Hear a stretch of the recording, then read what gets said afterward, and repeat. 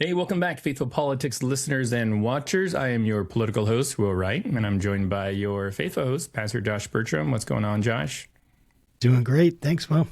And today we are joined by Dr. Andrew Hale. He is author of Mending the Fracturing Church, How to Navigate Conflict and Build Trust for Thriving Communities, where his work explores why churches are experiencing deeper conflict and polarization, and how insights from psychology and theology can help communities rebuild trust and navigate disagreement in healthier ways. And we're just so glad to have you with us today. Dr. Hale, welcome to Faithful Politics. Will, Josh, thanks for having me on. Yeah. Yes, thank you. Do you go by Andy or Andrew, or would you prefer us to call you Doctor? We can do that. Sir, Your Majesty. Well, I'm supposed to technically be Reverend Doctor. The ordination always go first. But until the publisher told me to do Andrew instead of Andy, anytime I was called Andrew in my life, it was usually by my mother or father using my full name because I was in trouble. So we can go with Andy for the sake of not feeling like it's triggering some early childhood trauma. Let's do that. I like that. Andy, it is. Well, Andy, I'm kind of curious because on your website you list yourself as a congregational psychologist, and this is a term I've never heard. These are two words I've never seen put together in that fashion. So why don't we just start there, and then I think that will probably actually lead us into more by your book. So what is a congregational psychologist? Yeah, so a little bit of backstory. I've been in vocational ministry since I was 14 years old, and I've been serving in congregational life for almost 30 years in various capacities, from associate pastor roles to serving as senior pastor, and then serving in several different denominational roles. And I did an undergrad in religion and philosophy, and then a master of divinity, and put off doing doctoral work for a long time. And I had a mentor that told me he would break my kneecaps if I went for a doctorate of ministry. No offense to anybody who does that, but what he saw in my passion and my work for the church was needing a different set of skills, needing a different approach than what most people do. And so that's why I pursued a different degree, and wanted to look at really the sociology and psychology, really organizational psychology, and how does that apply to the congregational setting. And so, blessed to do a lot of work around that, all the writing and research and things of that nature to focus in on that area. My mother did an undergrad in psychology, and I kind of was raised in a house that loves to understand why we do what we do, what's going on behind all that. And so it's been a life passion of mine to really understand how we tick. I think that's really cool. I love when someone finds a passion and it's connected to what they do. And, you obviously served in ministry for so long, but then having this thing that like connects with it, but also is its own independent discipline. I always respect that, and I appreciate that, because like I love other disciplines like history, like, weirdly, oddly enough, like mathematics and AI studies, all these different things like I get really interested in, or economics. And it's always cool to meet someone who took it to another level in those pursuits. And, it's funny that you're a congregational psychologist, counselor. I have a few churches I could recommend you talk to. I've been to a few churches that I can recommend you talk to. I'm kind of being a little bit tongue in cheek there, but when you're looking at a church, because I'm trying to imagine, right? You're looking at a church, you're like, oh, this church needs counseling. How, as a whole, and obviously I'm oversimplifying what you do. What is the pattern that shows up that makes you realize they need counseling? And then why did that kind of prompt you to write this book? Yeah, I think the word of encouragement I would say for every congregation is we would not have 2/3 of the New Testament if conflict wasn't inevitable within the church. Really, if you look at all the epistles, they are, vast majority of them, written because of something shady was going on in a lot of places. Sometimes right. Mind-boggling. You think about some of the passages from Corinthians, you're like, who married who? And Paul's having to write about this, and did that person that he was writing about know that for time and space everyone's going to be reading about his situation in Corinth?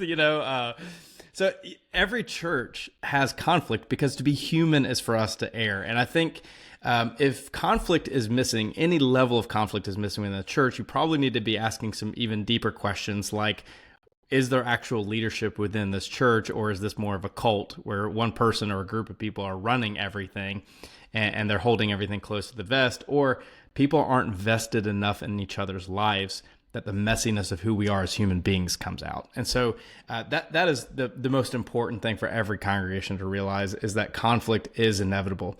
It's just a matter of the scale and particular aspects of conflict that you have to look at for each congregation. And so, when you look at a congregation, it could be any number of things. I'm big on family systems, Bowen's theory around these things, where it looks like that, honestly, at the end of the day, the congregation is a relational organization where each person is coming in with their own particular systems of function around communication and conflict and things of that nature. And then not only are these people mixed together, but then you have an organization that has its own history and legacy of conflict and trauma and how all these things were dealt with. And so, it's baked into the DNA of a congregation, but then when people come into it, depending on when they've been there and how long they've been there and the history they have together and what they're bringing in, it's any number of things. And so it's a messy thing, but I want to state that it's a beautiful, messy thing, because the church should be the place where we learn how to deal with conflict in a healthy, Christ-centered way. I didn't grow up in the church. I came to the faith in 2008 and got a pretty healthy dose of it. I married a PK. One thing that kept coming up over and over again, just in my church attendance, was, church is for the broken people, so on and so forth.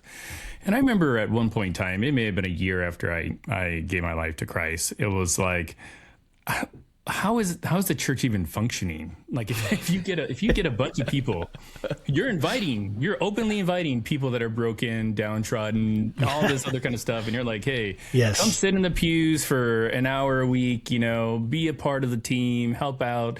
And then you expect nothing's going to happen. I would imagine it'd be like an HR nightmare. So help me understand why are churches having these kinds of issues? And is it because of the people? It's because of the people. Right. Yeah. I mean, you look at some of the stuff that we consider to be normal within churches. You're like, if that happened in any other organization, there would be lawsuits. People would be fired. If the church wasn't a purposeful gift from God, to Christ followers and ultimately to the earth, it would be viewed as a fool's errand. Let's just take the early church, for example. You see the merging of, Palestinian-centric Jews who grew up in, the Holy Land area, and then you look at Hellenistic Jews, and we already get to, Acts chapter 6 and chapter 7, and oh, by the way, we're already seeing racial and cultural discrimination, and so it's a tale as old as time, right? And so it's a fool's errand in the sense of different people from different walks of life, of different journeys, of different levels of privilege, are all coming together around a collective purpose. What could go wrong? And yet Paul writes that in Christ there is no Jew nor Greek, there is no slave, there is no free, there's no male, there's no female. It's not that our identities are intended to be neutralized, but that all these things come together under the unity of Christ, and it's a pretty incredible thing. But that's why it's so messy, right? And that's what makes for the challenge, is because all of us are so complex, and we come into this thing, and it's any wonder that any church can be successful. And so, I would ultimately credit that to the Spirit of God and the Spirit of God's work within our lives, that the church can function. The church at its best can transform lives. The church can do incredible work in the world. Yeah, I mean, I absolutely agree with that assessment. The church can change lives and do incredible things in the world. I posted something today that was essentially this thought that if Scripture is powerful enough to heal, it's also powerful enough to hurt, especially if you take it and you mishandle it, right? So if you think about any kind of tool, right, a hammer, a scalpel, versus a knife, right? Something sharp. What changes it? It's how it's used in that moment, and if it's used correctly. And I think about the experiences I've had in church growing up, and it's definitely a community that I did feel cared for, but it definitely wasn't a community that I felt I could be honest about what was going on in. And it's funny, I wasn't a place where I really felt safe to actually be myself necessarily. Like it was like I had to be something else. I had to put on some kind of air, some kind of mask, some kind of maybe that mask isn't the right term, project some kind of persona to people that wasn't necessarily accurate or authentic. And you know, I that's been a lot of my church experience. And I wonder part of the reason that God brought all these and requires and wants all of this diversity of people to come together, Jew, Greek, right, from the very beginning, the ethnic diversity, even religious diversity, right, to come together under the lordship of Jesus. Part of it is, what does it do within us as we're trying to wrestle through the conflict of, you know, getting our sharp edges dulled and, you know, the right one's dulled and then the dull one, the right dull one sharpened with people. And I just wonder if you have insight on that, or if you've thought about that, or even as I'm talking, maybe what you're thinking, like how how much of this is a part of the plan that we're supposed to be with people that think so differently than us and try to wrestle through this in the lordship of Christ. And that's part of it. That's what's supposed to happen. That's actually a part of like maybe the training program, for lack of a better word. Yeah. I always feel like at some point in these conversations, there needs to be a little bit of a preface to say, you know, we're not talking about staying in places of genuine abuse, whether verbally or emotionally or sexually. Right. We're not talking about places in which people's gender or sexuality or race or any number of things for that matter are dehumanizing to them. And that's where you get into the territory of almost feeling like you're part of a cult that's, you know, inescapable. I look back at my childhood, and you speak a little bit about this. I was raised in a very apolitical Southern Baptist church who nurtured my understanding of Scripture, nurtured my understanding of missions and how we are called to serve our world. When I responded to this call at 14, when all I was interested at the time was chasing girls and playing football, they were like, "We believe God has called you, and we're going to give you opportunities to serve." And I have people to this day from that congregation that still love me and reach out to me. One of those couples I wrote about in the church, or in my book. However, this is also a church that has complexities. That the church, when we joined it, had female deacons, and they hired a more conservative pastor who promised he would allow everyone to serve in leadership roles, and slowly, over time, alienated women so they were no longer serving in a leadership function in the church. That's like the messy complexity of this place that both formed me and shaped me, but also created a lot of theological dissonance within me that caused me to leave that tradition when I got into college. And so there's a give and take in these types of things. But I do believe that one of the challenges we have today is that too many of our congregations are becoming homogenous. We are simply surrounding ourselves with people who think like us, who live like us, who believe and value the same things as we do. And I don't think that's the design of the church. The church is actually supposed to be heterogeneous. It's supposed to be a place in which our perspectives are challenged in a loving, Christ-centered way, that the way that we think about things, the way that we see other people should constantly be in flux. Because at the end of the day, the literal translation of that word that Jesus uses in the Gospels, the word that we translate repent, actually means change your way of thinking and living. And in order to do that, we have to constantly be in a place in which our assumptions, our biases are being challenged. And typically that's not going to happen if we're surrounding ourselves with people who just want to believe what we already believe.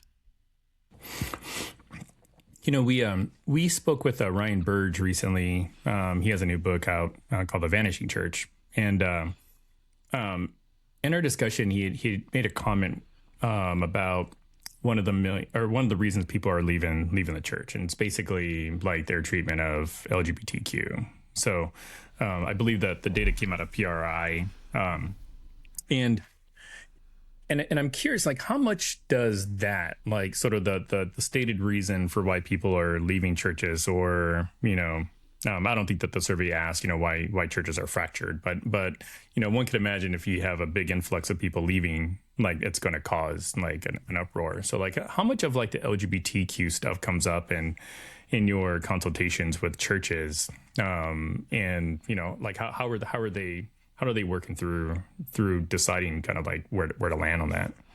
Well, all I'll say is that Burge is a great friend, and you should believe anything that comes out of his mouth. He's I do, yeah. He's an incredible guy. I've wrote an endorsement for my book, believe it or not. I would say you have to pull back a little bit. We could look at the issue of sexuality, and I'm not trying to elude that, but I do want to talk about that. But there's actually a larger issue in the fact that social capital is at an all-time low in institutions. And that what that essentially means is the mutual trust that exists between people and institutions is at an all-time low. And this stuff has been tracked by Pew for decades now, and it has been a sliding scale for religious institutions. And when you look at the studies of why people cite why they are leaving the church, and here again, I talk to congregations all the time about this. 12% of adults are leaving the church each decade, but the vast majority are not leaving their faith. That is very telling. And what we need to listen to what they're saying. Either all of these people have an invalid experience, or it's genuinely true that the church has an exclusionary problem, because too many people associate the church, and the studies showed this, that we are anti-intellectualism, we're anti-environment, we're anti-homosexuality, we don't care about issues of race and equity and all these different kinds of things. So all these things stack up, and you look at the trust in institutions at all-time low, and it's any wonder, there is no wonder why people are leaving the church. And it could be that people are leaving because they've tried to raise these issues and talk about these things, and they've been told it's not your time, it's not your place, or they've also maybe been in congregations that aren't comfortable wrestling with those things. And honestly, most congregations aren't, because they might reflect a family system that doesn't allow for open dialogue. And we can talk about that stuff later on. How do you cultivate that within a congregation? But yeah, you look at specifically the issues of sexuality, and it is almost unilaterally a generational shift, really starting with Generation X, millennials and younger, that their views are much more what we call progressive when it comes to issues of sexuality. And they might not be an individual whose sexual expression is what's considered non-traditional, quote unquote, but they might have someone they love, or a family member, and they care deeply. And that's the weird thing, did we live in a time in which we were okay that our opinions and perspectives were completely detached from our religious life? What we're seeing more and more is that the younger generations do not want to detach that. Directly connected to their ethics and their beliefs are how they care for those that they love. And so if they're experiencing an exclusion, whether for themselves or for other people, and they associate a large chunk of the Christian expression in America tends to be anti-LGBTQ, then that creates a lot of dissonance within people's lives, and departure becomes more likely. But there are a lot of expressions in the United States, from any denomination you can think about, that has wrestled with this issue and come on to a different place, a greater place of inclusion versus exclusion. And they are seeing more young adults that are interested in it. And so I understand the complexities of this. It looks at how we translate scripture and how scripture applies to our lives. And so I don't want to alienate, and I'm not making a stance saying, hey, if you don't believe this, you need to believe this in order to get young people in your churches. That's not what I'm saying at all. But it is a tremendous issue for a lot of people. Yeah, I know it definitely is. And I'm super curious about how do you talk about this? Because my church is like any other church in the sense that I think, there's definitely a very clear gap between those in one generation, say a boomer generation, and certainly Gen Z, and it's almost like they're from different planets, and that know that that's not true, but that's kind of the sense that's given. Like anything they say is absolutely crazy, and then anything, that the boomers say is like, oh my gosh, it's so old. What's wrong with them? I can't, like, this is insanity. Get with the new world. Like the world is changing and you're not changing with it.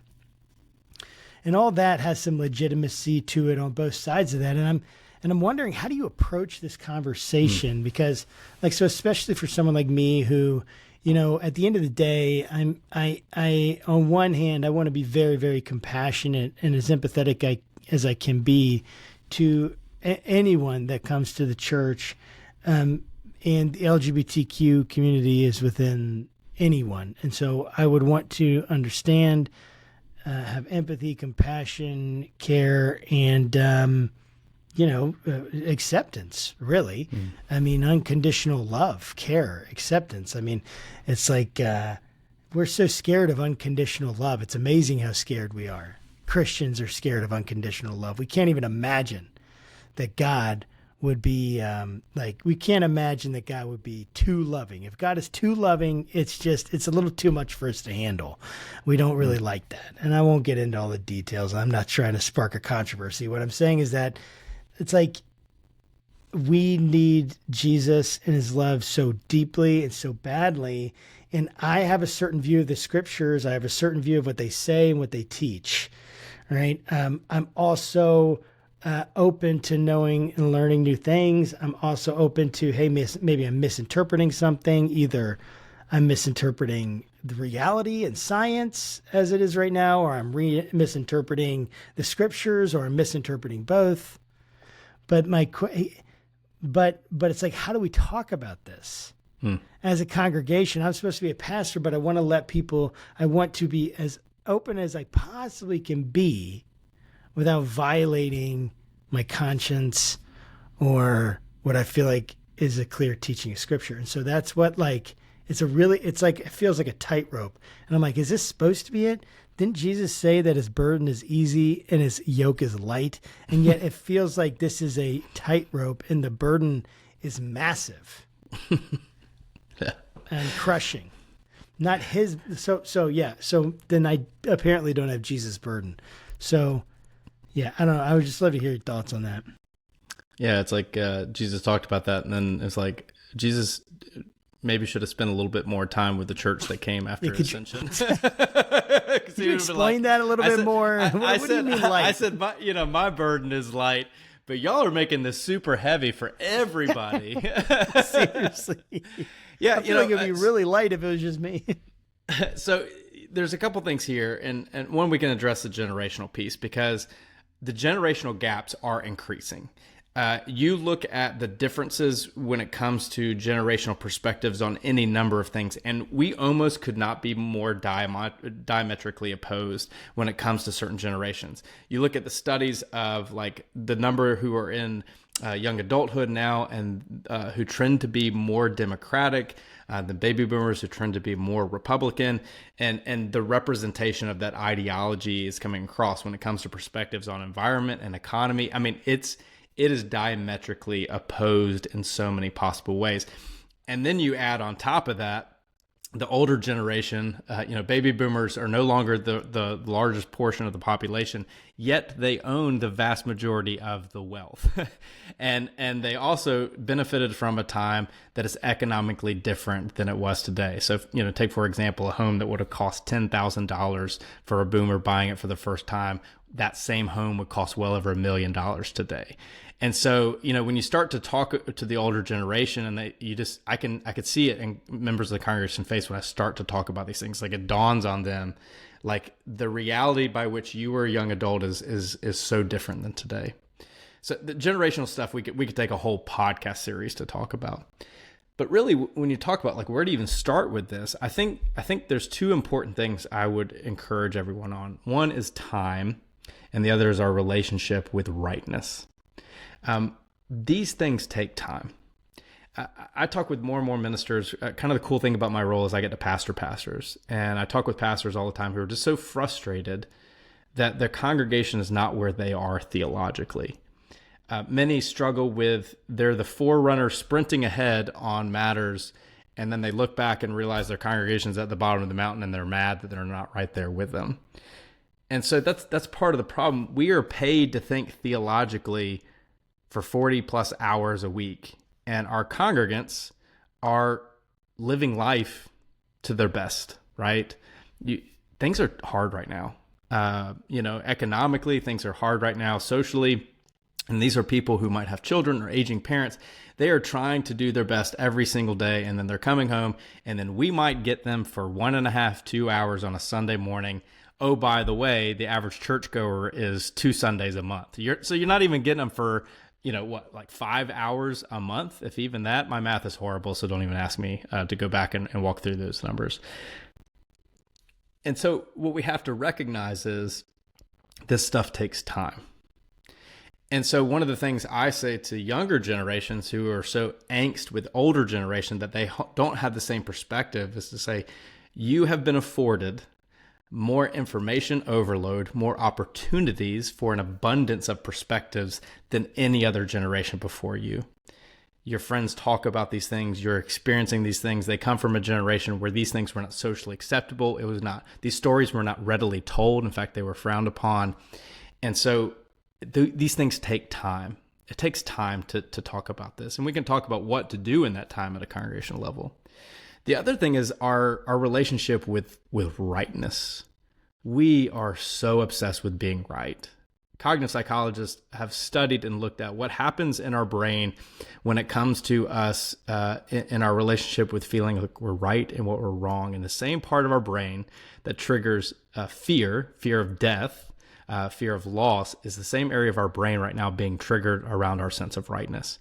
And so for many of us, it quite literally feels like if we don't express our opinion, if we don't say it until we're blue in the face, if we don't ruin a relationship in order to make sure that our voice is heard, that quite literally the air from my lungs might be taken out.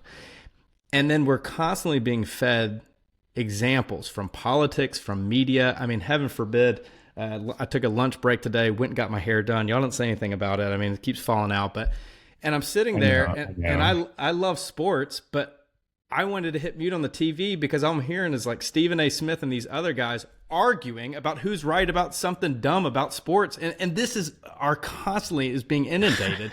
And yes. Then we sit down, and this is what's being modeled to us. And we sit down with people that we spend 1 hour a week with, and we expect somehow we're going to like change each other or better each other or somehow come to the same perspectives, even though we have differing views on things. And so this is why it's so layered and so complex. And one of the things that I'm trying to address through this book is helping us understand that the church can thrive, but there are a lot of aspects that are going on underneath the surface that we need to better understand for ourselves and understand as we look at that person across the pew for us in order to even have the opportunity to be successful in what the church is called to do. And it's just, whether it's that issue or issues of gender or issues around politics or issues around the environment, I don't care what the issue is or who is related to it. We have done ourselves a disservice in how our society is propagating everything so much right now as a battle, and we go in ready to fight in our churches. I'm curious about the role of politics and kind of like how that has changed or affected your work and kind of what you're seeing. And to kind of preface that a little bit is when we spoke with Greg Boyd years ago, he wrote a phenomenal book, The Myth of Christian Nation. It's a really good book. If I'm butchering it, then please somebody correct me. But hey, post editing, it'll sound like you knew exactly what it was. Totally, yeah, totally, right. Yeah, but in his book, he talks about a church that he led, a couple thousand people, 2004. He preached a message that really kind of went against the political current at the time. I think it was about Bush or something like that. And I don't think he even mentioned Bush in the sermon, but he really got it for preaching this message and lost I forgot what the number was, but it was like 90% of his congregation or something like that. I mean, it was massive. And we see situations like that kind of like, since 2004 for sure. So I'm curious, like, is that a common thread that you see when you are looking at churches and they're fracturing and you've been called to come in to do what you do? Like, is politics a big factor? Yeah. I mean, the short answer is yes. Next question. No, it's, I experienced this in my own pastoral ministry. So a little bit about my story. I like to call myself a recovering self-righteous liberal, meaning that when I pastored a new church, we were trying to be so inclusive for those who were post-church or de-church, people who never been in church. And I had come through this great deconstruction of the evangelicalism I was raised in, and was pursuing something different, that I was like pushing people away from the church who were not quite ready to abandon their evangelicalism. And so that's why I say self-righteous. I wasn't very pastoral in a lot of those things.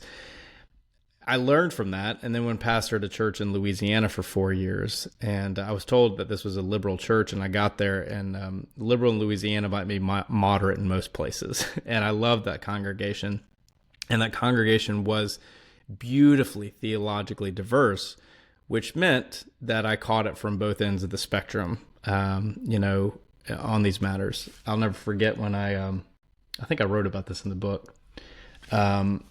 I had a church member came up to me on a Christmas Eve service, patted her pocket, and she said, "Hey, Pastor." I said, "Merry Christmas." She said, my brother, he's a big doctor in town. He's coming tonight. He wants to bring a year-end contribution check, and I've got a blank one right here," and patted her pocket. And I said, "Okay." And so she said, "So I don't want to hear any of your flaming liberal democratic agenda from the pulpit tonight." That was the look on my face. Now, I will not tell you what I said to her. It was pastoral and prophetic, and maybe not the best. I wish I had just said Merry Christmas, but I didn't. But you look at the research, and I talk with pastors all the time, especially people who've walked away. Why? They cite over and over again the political polarization of today. And when you look at why most people are leaving the church, one of the number one issues of the top 3 that comes up, and Ryan has done all kinds of research around this, they cite the church's disconnect from the teaching of Jesus and its misrepresentation within the support of American politics today. And so we are losing people over these things. One of my favorite chapters I wrote in the book is the greatest cause of atheism in the world today is political idolatry. And it's true. We do not realize our relationship with politics in America.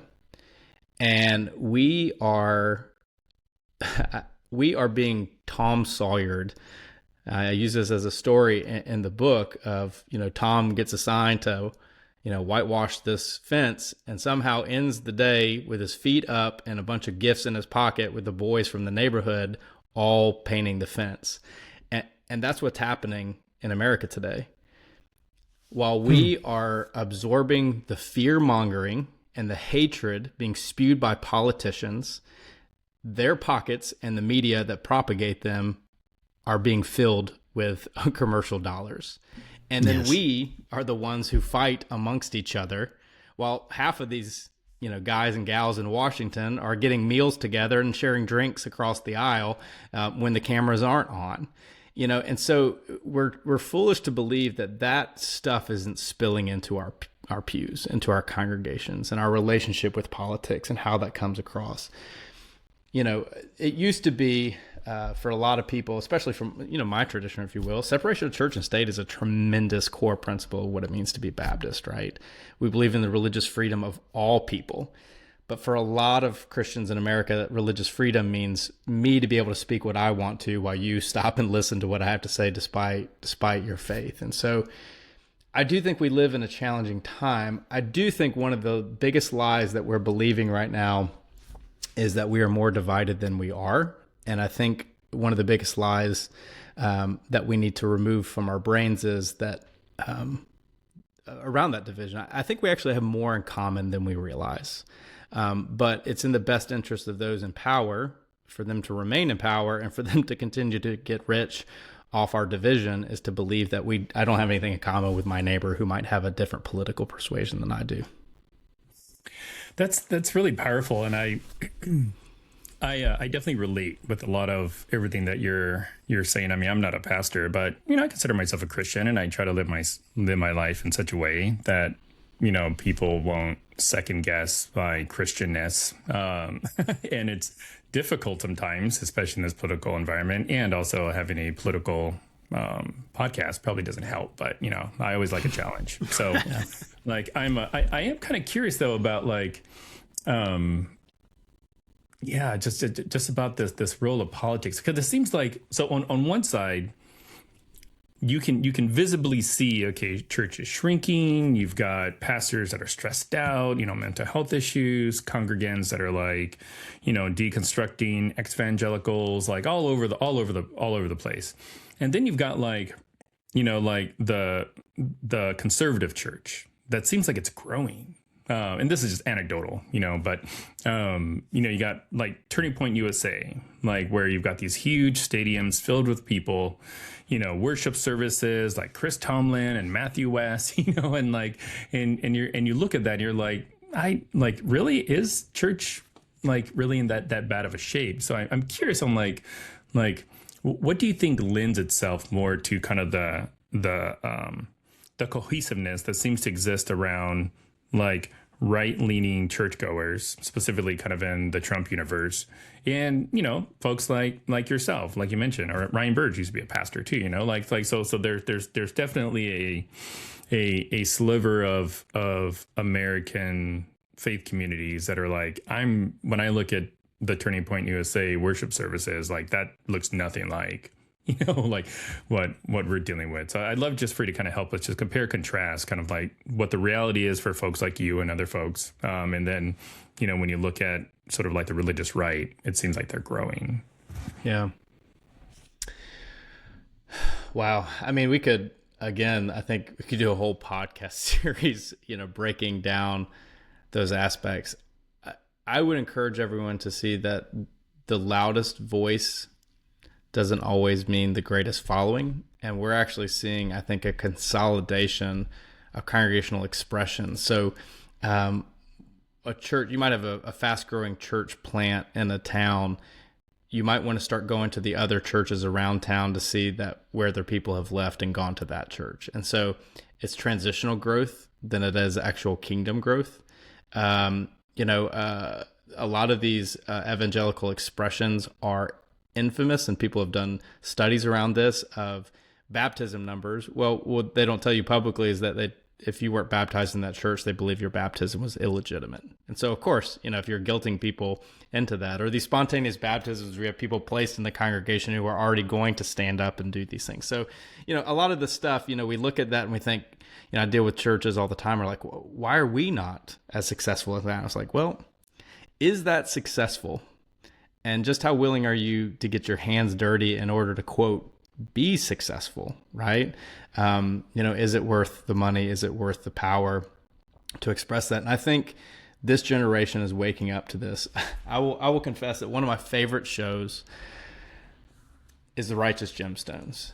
And when I first started watching the show, I was so fearful. I haven't watched it yet. Okay. Well, there's aspects of it, obviously, that are disconnect, I think, from the teachings and way of life that I think is the way that Christ reflects for us. So let me say that first and foremost. When I started watching it, I was so fearful that it was going to be making fun of Christianity as a whole. And it very specifically was looking at the hypocrisy of megachurches and that culture, and the double standards by which those who are in power live by at the cost of those who follow them. And so I think our culture and people who are deeply rooted in their faith, whether they go to a local church or not, see that for what that truly is. And I think while we see these mass gatherings, I think there's more people out there who have awakened their faith to something different, Why do we have so many books on deconstruction? Why do we have 12% of adults who are leaving the church each decade? You start to do the micro studies of those things and crunch the numbers, and it may be not as big as you think it is.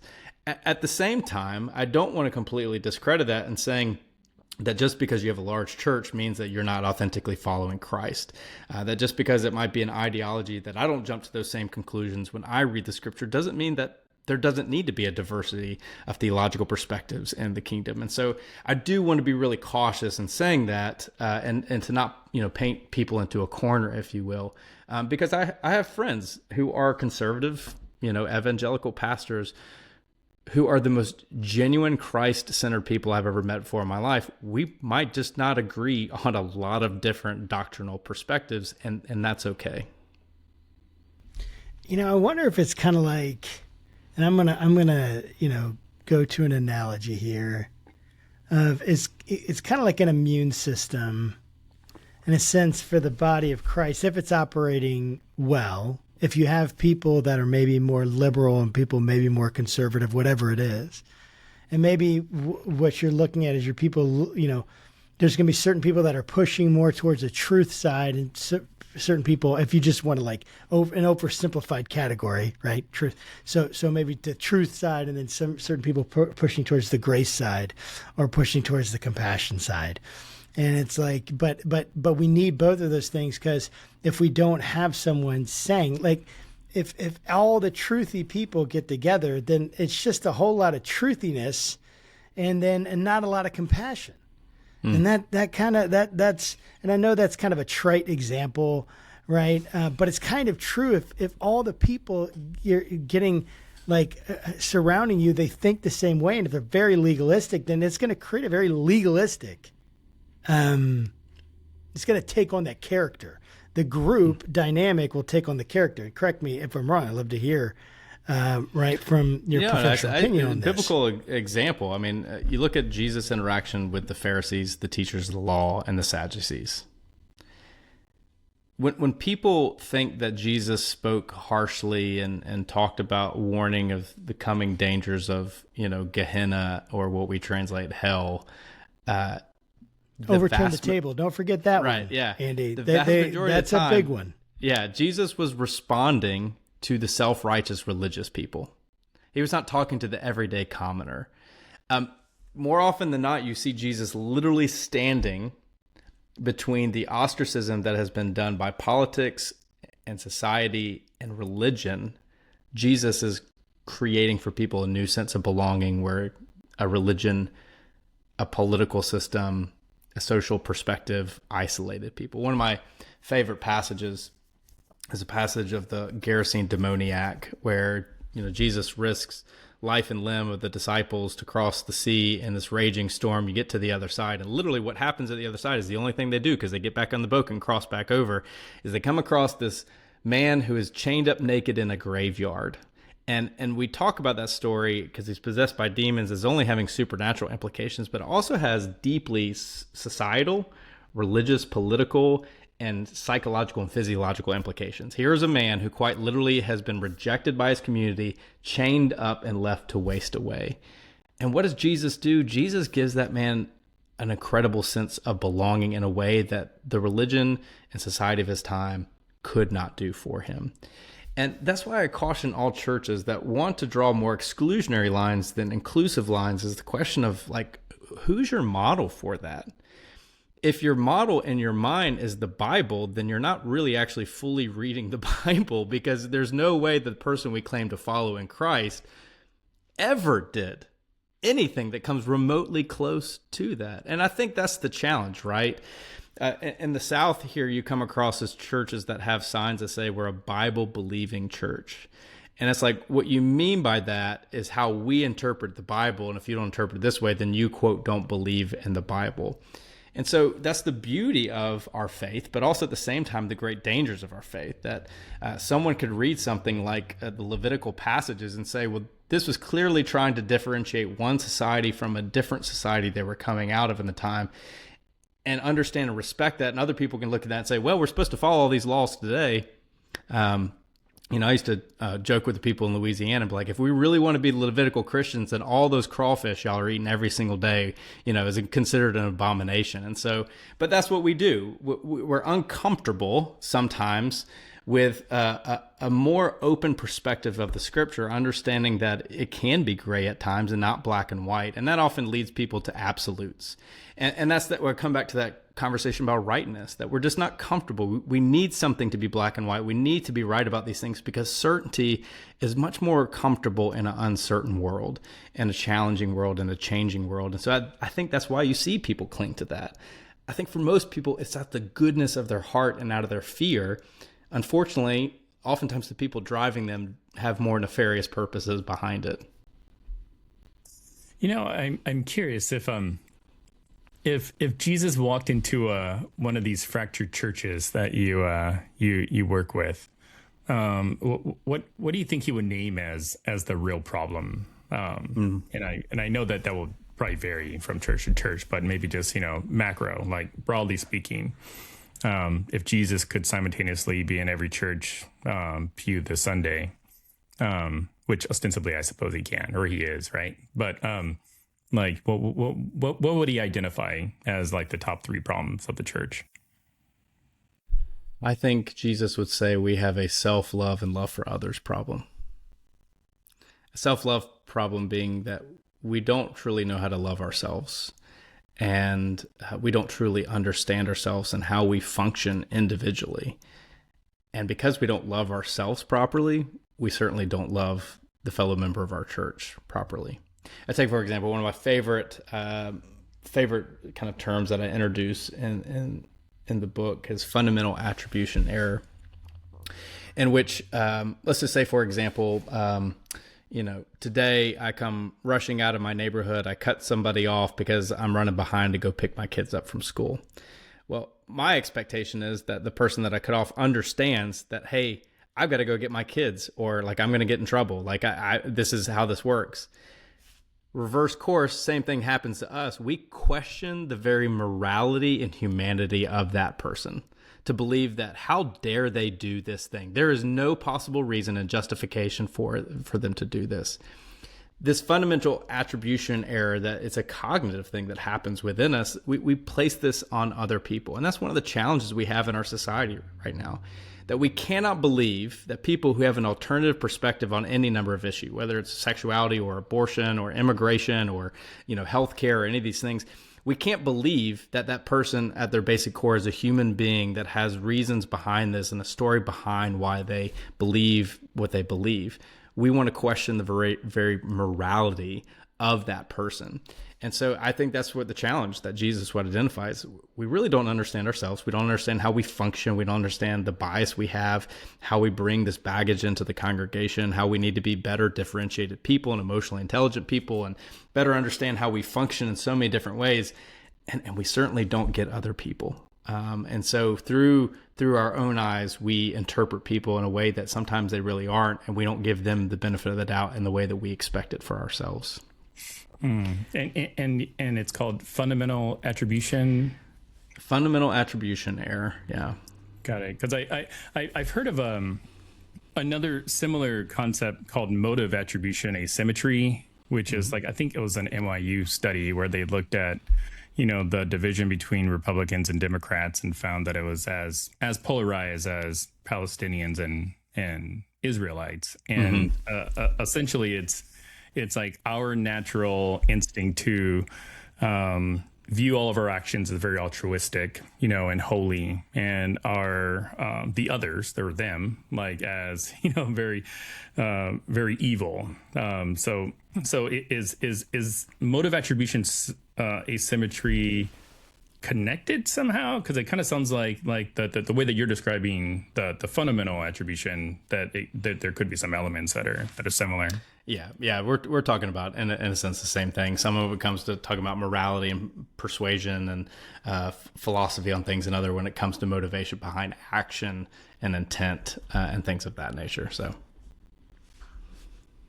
yeah, that makes sense. And actually, both of those concepts are super powerful, and I hope that people pay attention to it, because the idea that I have so much access to information in my own life about what my intentions are, what my motivations are, what my situation is, that it's very easy for me to put myself in the protagonist view, or to see my needs as priority or as more important or whatever they might be. And then to put to someone else, like not seeing all that they couldn't possibly have the same, situation. And yet I need to get more information from them in order to figure that out. And of course, when you're in a car, you're not really able to do that. Very limited information. Maybe they, flick you off or honk at you or whatever it is. And you're kind of like, oh, well, that's some data to work with. That doesn't exactly help you feel better about them, right? But one of these things, though, it kind of comes to this sense of like humanizing other people. And I kind of feel like sometimes, like, really, we, at the core of a lot of our conflict is a dehumanizing, maybe not an effort, but like a bent within us that possibly we see ourselves and we put ourselves in a place that's unique from others and can pretty easily slip into dehumanization of other people. And I just wonder, how much do you think like church conflict has to do, and conflict in general has to do with that sense of like identity? We know who we are. We know what we want and believe and think and everything. And like how much of the conflict has to do with those kinds of issues rather than like a belief issue or a doctrine issue or a policy issue. It's really, there's something in this conflict where it's like they, if they were me and if they knew what I knew, then they would understand and they would choose what I'm thinking. I don't know. How much of that is in the conflict, do you think? Well, I mean, and then you throw in the fact that, most cognitive psychology has proven that when we believe someone is trying to change our perspective, we only entrench what we believe even further. so it's not going well, right? I do. I think it's easy for us to, I think it's easy for identity politics or identity theological issues to become what it is that divides us. And I think at the end of the day, it's all about what's wrong with a relationship, what's wrong with our approach to these conversations. Because I think if we're honest, people have more complexities than we give them credit for. I have pastored people who have been woefully economically conservative, but so progressive when it came to issues of gender equality and sexuality. And I was shocked to hear them say some of the things they said. It was like, you support these policies and these things, but yet you have that particular perspective. And so I think that's the challenge we have is that I think it's easy to put people in boxes around identity issues, but it's not. I do think we have an othering crisis within our church, in the sense of that our pursuit of being right creates a mentality within us that we dehumanize other people and their perspectives. It's a classic us versus them mentality. And I think that is a challenge we have. That I think a biblical example that comes to mind, there's this passage from Luke where Jesus commissions the disciples to go into these Samaritan villages, and they reject him. Y'all remember this story, right? And they come out, and I do. The response to the rejection was the sons of Zebedee saying, "Jesus, we should call down fire from heaven to destroy them." Right? And what I love about that passage is like, have they done this before? Like, have the sons of thunder done this before, that they were so certain that they could call down fire from heaven? Or were just they were so angry. They were so angry that someone would not believe them and accept them for what they had to offer them, that they wanted to destroy the very foundation of this community, destroy these lives. And Jesus' response to them was Jesus rebuked them. That's the same word when we talk about Jesus casting out demons. That's the same word used when we see Jesus responding to the self-righteous religious people. His response to their righteous indignation and their judgment towards people who did not accept their views was to reject that sense of othering. And that should speak volumes to us today, that I think it's easy, whether we are on the right, middle, or left, to be like the sons of thunder, that we immediately want to reject people and push people away because they do not believe what we have. And then we think that they're attacking us because they don't have the same values of what we have. And yet Jesus' response to that is a response of ultimately compassion, calling them to something different. And the challenge we have is that there's so much going on in our brain that's outside of our control. And the more we can understand it, the more we can push past some of our impulses to deal with these things. But the challenge we have is that we are attracted to fear. Fear helps us to stay secure, and our arguments and disagreements oftentimes are triggering this fear within us. And so that's why we find ourselves only entrenched more. I really love that example you gave, because I just wrote a Substack about Christian nationalism, and in it I included a reference to Dano Darling's book in defense of Christian patriotism, which I mean, most people probably wouldn't expect like a liberal like me to read, a book by a Southern Baptist like scholar, but I actually agree with most of what he wrote in the book, and he uses an example of Jonah as an example of Christian nationalists, because Jonah didn't want to do the thing that God told him to do to the Ninevites.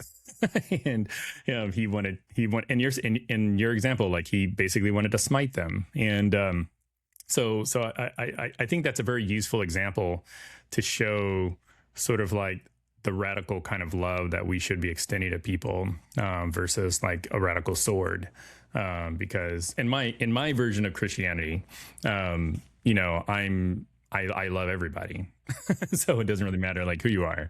And I think that should be replicated everywhere. But my last question to you is, in all of your work, and a lot of what we discussed today isn't necessarily all that hopeful. So I was wondering if you can kind of like help end us on a good note, like in your work, in your research, or even a story that you have in your book, like what's something that can give, our audience listening to this at least a little glimmer of hope that all is not lost. Yeah, I do want to note, one thing about Jonah is he then threw the biggest hissy fit in biblical history and didn't get his way, and God still did God's good work without him. True that. Right. And the other piece, when you look back at church history, we do have a weird history when it comes to those in power winning and, snuffing out those who don't. You just look at the whole controversy in Nicaea. Do a little research into what happened to the Arians when they were no longer on the winning side of things. So many of them lost their lives as a result of that. Yeah, I think in the complexity of talking about these things, I think when we talk about the church from an analytical perspective, the idea can be in your head of like, oh, you just want the church to fail. And I opened the book with my unabashed expression of love for the church. I love the church. I love the church. I want to see the church thrive. And it's not because I've committed, nearly 30 years vocationally to this and been in the church since I was in my mother's womb. I believe in the church. I believe that the church can thrive. I think because of the complexity of the society by which we live in today, because of the temperature that has been raised around so many issues, that we need to approach this differently, that we need a new set of tools to help us. And so ultimately, I wrote this book as a love letter to the church to help us understand that diagnosing our problem is important. And diagnosis is the first step, and accepting that diagnosis is grim, but that doesn't mean that we can't do something in order to overcome this. And so that's why this book is not written necessarily for individuals. It's certainly not just written for clergy. It's written for the people in the pews. And what I imagine is that individuals are reading this and they're doing the work themselves to better understand themselves so they can better understand their neighbor, their church member. And I think through that, that's when we begin to cultivate a thriving congregation. Congregations that thrive are thriving not just because they're growing exponentially or their budgets are doing what they're supposed to, or they're doing everything right. Typically, thriving congregations are thriving because their people are thriving individually, both in the church and outside of the church. And so I think that's what I'm trying to do through this process. Every chapter invites people into introspection. What does this mean for me? What does this mean for my relationship with the church? The publisher was so gracious to allow me to include, as an online resource for every chapter, a creative design exercise. So the idea is you're reading this as a congregation, and then you're coming together and putting into practice the things that you've learned. And that's what's going to change churches, right? We no longer need to think that worship is going to be the space by which that we begin to shift our polarization, but actually needs to take place in the steady work of caring for each other, of showing up in each other's lives. And so as people have been asking me, what is the most practical thing a church can do to take the step in the right direction? Have a meal together. Like, no agenda, no Bible study, maybe pray to open, just have a meal together. Invite people into intentional conversations where maybe you're not even talking about churchy or controversial stuff. Ask people probing questions like, what is your favorite movie and why? What's your favorite flavor of ice cream? The problem is we don't have a collective trust and respect for one another. And that does not come overnight. It comes from week after week of showing up in each other's lives, of genuinely caring and nurturing for each other. And so congregations and congregational leaders have to interject this into congregations in order for this to happen. And so I do have hope for the church. I believe in the church, and I believe that the church is on the fringe of thriving. And I think when we can make a commitment to enhancing ourselves by becoming more Christ-like, we are going to then more authentically love our fellow brothers and sisters in Christ, and the church will naturally thrive as a result of that. I think that's really well said, and it's been such an awesome conversation with you, Andy. How can people, what's the preferred vendor for the book? And I heard some of how maybe churches could get involved in that, but if you have something that you're providing or a way that you want people to get involved and how you recommend it being used and how they can follow you, things like that, now's the time to let them know. Yeah, so I mean, of course, you can buy it from Bloomsbury.com. Bloomsbury is an incredible publisher that partnered with me in this process. You can buy it wherever books are sold right now. They are going to be creating through the Bloomsbury website links to all of these creative design exercises that go with every single chapter. And so if you read that, you get this free resource that goes along with it. And so that's really going to be the best place to find your resources about the book. I've got a pretty static website you can go to learn about that. I host 2 podcasts. I created and host our Denominations podcast.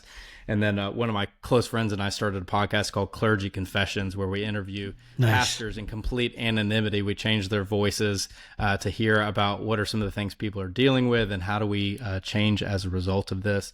You can check out cbf.net or cbfnc.org, my 2 organizations I work for, to learn more about the work we do there as well. All right. Well, thank you so much, Andy. It's been a real pleasure to have you on and to have this conversation with you. Seriously, thank you for doing it. Josh, Will, it's been a joy. I've loved every second of it. So thank you for having me on.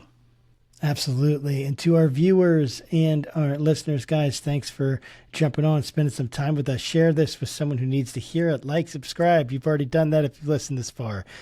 Thank you for doing that. Share it with other people. Help us grow. Join the Patreon. Do all that good stuff. And until next time, keep your conversations not right or left, but up.